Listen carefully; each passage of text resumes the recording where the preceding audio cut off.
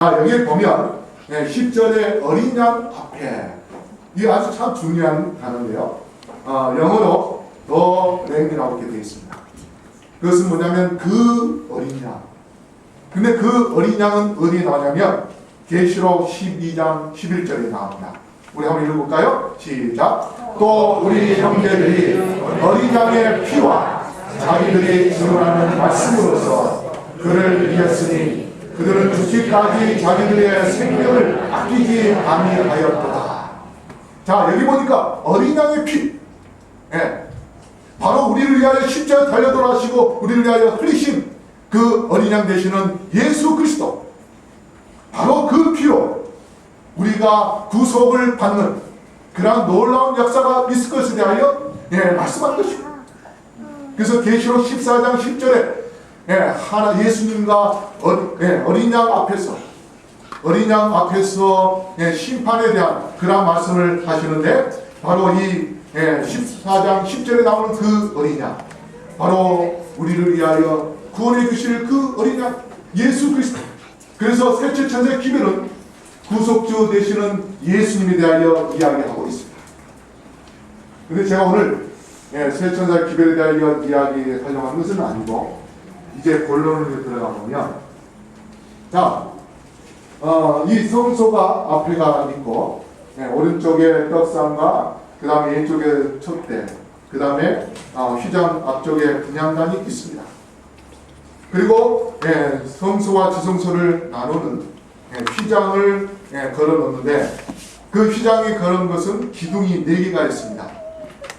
그래서 4개가 있어서 4개 기둥의 사이사이에 세 그룹에 수놓은 그 천사가 보이도록 그렇게 휘장을 만든 것을 볼 수 있는데, 여러분, 이 기둥은 뭘 나타내냐면 바로 예수님의 마지막 영원한 복음과 함께 전해야 할 현대 진리입니다. 그게 왜 그런가? 마지막 때에 전해야 할 4가지 현대 진리가 있는데, 그 현대 진리는 바로 안식일, 그 다음에 2번째는 성소, 그 다음에 3번째는 영혼 멸선, 그 다음에 4번째는 재림. 이 4가지의 기별은 다른 교단과 다른 우리 제실안식일 예수 재림교회가 갖고 있는 그런 독특한 조리입니다. 그런데 이 4가지의 기별은 뭐와 연관되어 있냐면 휘장과 연관되어 있습니다. 예수님께서 십자가에 달려 돌아가심으로 인하여서 갖는 그러한 기별과 연관되어 있습니다. 왜 그런가면 예수님이 십자가에 달려 돌아가심으로 인하여서 그분이 안식일에 뭐 했다 했어요? 율법에 따라 쉬었다, 그렇게 말씀했습니다. 예수님은 십자가에 달려 돌아가시면서 다 이뤘다, 그렇게 말씀했습니다. 그 다 이뤘다는 것은 뭡니까? 하나님의 율법을 다 지켰다고 그렇게 말씀하셨습니다. 그래서 율법의 가장 중요한 안식일, 율법의 도장인 안식일, 바로 그 안식일의 가장 중요한 것을 보여주는 그러한 기둥입니다. 바로 첫 번째 기둥이요, 이것은 첫 번째 천사 기별과 연관된 것입니다. 첫 번째 천사 기별이 뭡니까? 하늘과 땅과 바다와 물들의 근원을 만드신 일, 이게 어디에 들어있어요? 바로 안식일 계명이 들어있습니다. 그 다음에 2번째는 성소입니다. 이 성소는 바로 요한계시록에 나타난 전체 기별이 성소의 밑거름을 통해서 우리에게 기별을 주신 것 같습니다. 그런데 그 휘장, 바로 가장 중요한 그 휘장은 성소에서 또한 가장 중요한 휘장입니다. 왜 그런가 하면 그 휘장 자체가 예수님의 육체이기 때문에 그렇습니다. 그리고 3번째는 영혼 멸선. 사람이 죽어야 다시 뭐하게 될까요? 부활하게 되어 있습니다. 그런데 사람이 죽고 그 영혼이 죽지 않으면 천당에 간다고 이렇게 이야기하지 않습니까? 그러면 부활이 필요합니까? 필요 없습니까? 부활이 필요 없습니다. 재창조가 필요합니까? 필요 없습니까? 필요하지 않습니다. 그래서 이 세 번째 천사의 기별은 재창조주 되시는 예수님을 나타내는 것인데 영원 멸설과 관련되어 있음을 우리가 또 알 수 있습니다.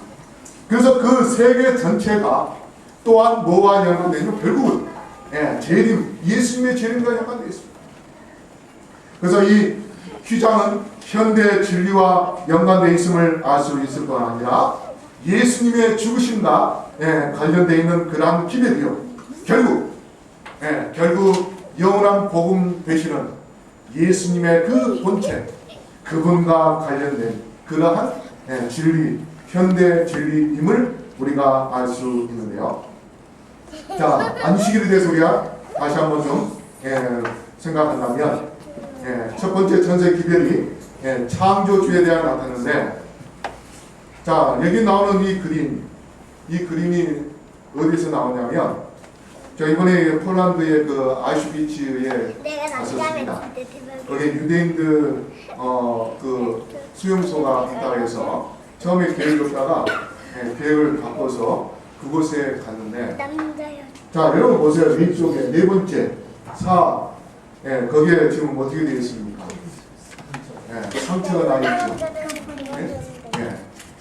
히틀러가 하나님의 십계명을 파괴하는 그러한 모습을 보여주기 위하여 그 유대인 수용소에 이 그림이 있는 것을 제가 보고 왔습니다.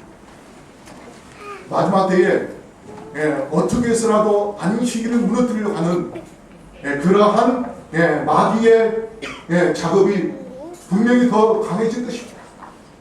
그렇지만 우리는 정말 하나님의 마지막 그 요한계시록 7장에 나오는 마지막 때에 하나님의 천사들이 인치를 사업을 할 때에 정말 하나님의 품성을 회복시키는 그러한 안식일, 우리는 결코 그 안식일을 무너뜨려서도 안 되고 파괴시켜서도 결코 안 됩니다. 우리는 그것을 지켜야 됩니다. 그 다음에 성소. 성소 문제는 재림의 시작이라고 할 수 있습니다. 왜 그러냐면 계시록에 나타난 그러한 성소뿐 아니라 그 다음에 윌리엄 밀러가 다니엘 8장 14절을 연구하면서 성소가 정결해질 것이라는 그 말씀을 통해서 예수님의 재림으로 그렇게 해석을 하고 그 다음에 재림운동이 펼쳐졌습니다. 그래서 성소와 재림은 아주 깊은 그런 관련이 있습니다. 그래서 우리가 마지막 때에 예수님의 재림에 대하여 올바로 이해하려면 성소를 알아야 되고 그 다음에 그 성소를 통하여서 요한계시록을 해석할 때에 우리는 올바른 그런 해석을 할 수 있고 그 다음에 바른 진리에 설 수 있습니다.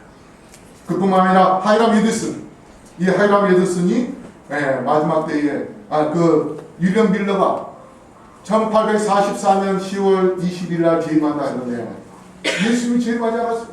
그래서 많은 사람들이 실망해서 떠나버렸습니다. 그때 하이람 에디슨이 실망해서 떠날 수도 있지만 왜 하나님께서 예수님께서 재림하시지 않는가? 고민하면서 옥수수 밭을 거니고 있을 때에 갑자기 하늘에서 빛이 내렸습니다. 그래서 이 하이람 에디슨이 그 하늘의 빛을 향하여 바라봤을 때에 예수 그리스도께서 성소에서 지성소로 들어가는 그 장면을 목격합니다. 그래서 1844년 10월 20일 날 예수님이 재림하시는 날이 아니라 예수님께서 이제 성소에서 지성소로 들어가서 우리의 품성과 우리의 구속 사업을 완전히 이루게 하여 대제사장의 역할을, 대제사장으로서의 봉사를 하기 시작하였다는 것을 보여주셨습니다. 그래서 그분이 이제 들어가셨던 그분이 이제 조만간에 지성소에서 나오면 대제사장의 그 중보 사업을 다 마치고 나오면 이 세상에는 재앙이 될 것이고 그 다음에 재앙 후에 예수님께서 몇 월 며칠 날 이 세상에 오실 것에 대하여 하나님이 보여주시고 레이저를 크게 쏘아주시고 그러면 이제 우리가 예수님의 재림을 준비했다가 그날 온 지구에서 어디에서든지 볼 수 있도록 예수님이 이 땅에 재림하실 때에 우리는 예수님을 맞이하는 그런 놀라운 축복을 받게 될 것입니다. 그 다음에 영혼 멸설. 영혼 불멸설은 사람이 죽으면 영혼은 살아있다는 그런 의미고, 그 살아서 천당에 갔다는 의미고, 우리 교회는 영혼 멸설을 이야기하고 있습니다. 왜냐하면 그것은 재림과 깊은 가정이 있기 때문에 그렇습니다. 그리고 자, 이 장면 한번 보십시오. 두 개의 그림이 비슷하죠. 어떤 게 성서적일까요? 우리 청년회장, 두 개의 그림 중에 오른쪽입니까? 왼쪽입니까? 오른쪽. 예? 맞아요? 맞아요 하면은 또 맞나 안 맞나 또 고민할 수 있죠. 예, 오른쪽이 맞고 왼쪽이 이거는 장로교에서 나오는 그림입니다. 왜 그렇습니까? 사람들이 죽어서 다 어디에 올라갔어요? 천당에 올라간 거예요. 예수님이 이 땅에 오시긴 했는데 천당에 올라갔던 그 신자들이 다시 뭐예요? 이 땅에 내려오는 그런 장면입니다. 저거는 영혼 불멸설의 사상에 의해서 그려진 그림입니다. 언젠가 이 그림이 나온 적이 있었는데요. 하여튼 그래서 이 현대 진리 마지막 재림, 이 지구의 마지막 역사상 가장 큰 사건이 뭘까요? 가장 큰 이벤트는 바로 예수님의 재림입니다. 그런데 우리가 새천사 기별을 전함으로 인해서 많은 영혼들에게 예수님의 재림을 준비하게 하는 그러한 복음을 전하는 그런 역할을 바로 우리가 사명을 갖고 있는데, 교회증언 1권 229쪽에 이런 말씀이 있습니다. 새천사의 기별의 정신을 받아들여야 한다. 그렇지 않으면 그것은 문득병과 같이 그들에게 달라붙어 현대 진리를 믿는 형제들에게서 그들을 떠나기 쉽게 할 것이다. 자, 이게 뭐라고 말씀했습니까? 셋째 천사의 기별은 뭐와 관계되어 있어요? 현대 진리와 관련되어 있습니다.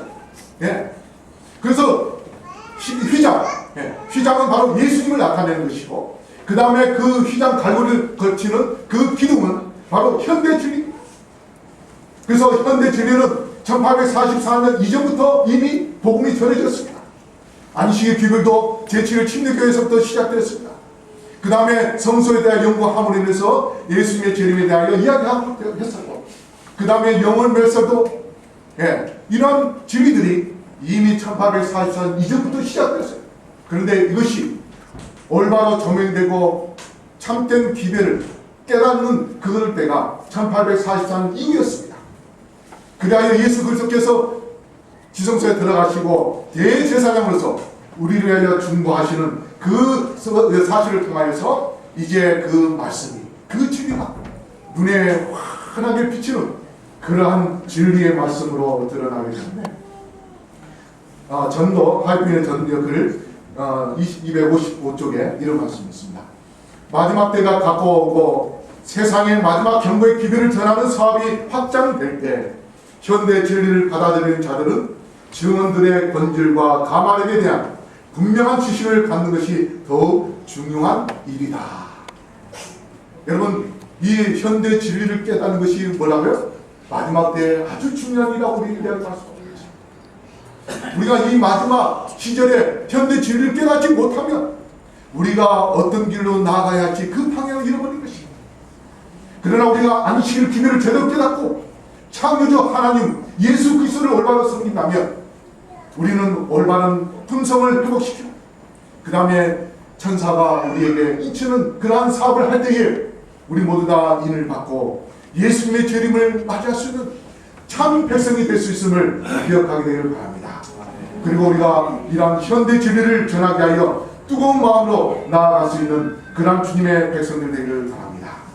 마지막 가리봉 기별 2권 106점 우리 다 같이 한번 읽을까요? 시작. 그리스도는 율법이셨고 동시에 복음이셨다. 영원한 복음을 전하는 천사는 하나님의 율법을 선포하고 있는데 이는 구원의 복음이 인간들로 율법에 순종케 하여 저들의 품성이 거룩한 모습을 닮을 수 있기 때문이다. 여러분, 예수 그리스도의 품성을 회복시키기를 원하십니까? 여러분 자신의 품성을 6,000년 전에 마귀에 의하여 파괴되었던 그 품성을 여러분의 삶 속에서 여러분 자신의 그 품성을 회복시키기를 원하십니까?